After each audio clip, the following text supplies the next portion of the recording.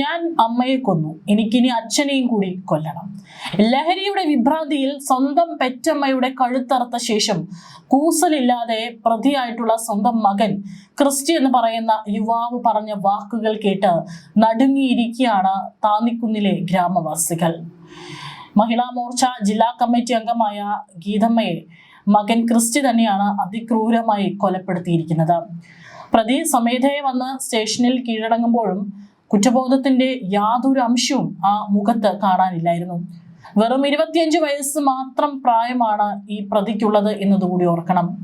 അത്യന്തം ഭീതിജനകമായ വിവരങ്ങളാണ് ഇപ്പോൾ പുറത്തു വരുന്നത്.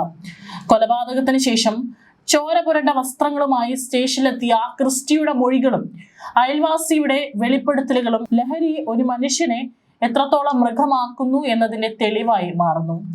വെള്ളിയാഴ്ച രാത്രി 10:30-യോടെയാണ് കൊളക്കാട് താന്നിക്കുന്നിലെ മണത്തിപ്പറമ്പിൽ തങ്കച്ചന്റെ ഭാര്യ ഗീതമ്മ ദാരുണമായി കൊല്ലപ്പെടുന്നത്.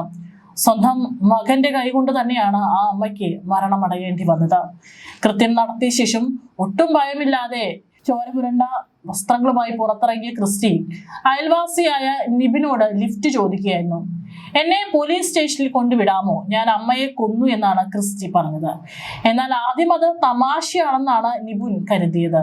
എന്നാൽ ക്രിസ്റ്റിയുടെ കൈകളിലെ ചോരപ്പാടുകളും വസ്ത്രത്തിലെ ചോരമണവും കണ്ട് നിബുൻ നടങ്ങി. ഇത് വെറുതെ പറഞ്ഞതല്ല, ഒരു കൊലപാതകം തന്നെയാണ്. അതും സ്വന്തം അമ്മയെ കൊലപ്പെടുത്തിയ പ്രതിയാണ് തന്റെ മുൻപിൽ നിൽക്കുന്നതെന്ന് പിന്നീട് നിബുൻ തിരിച്ചറിഞ്ഞു.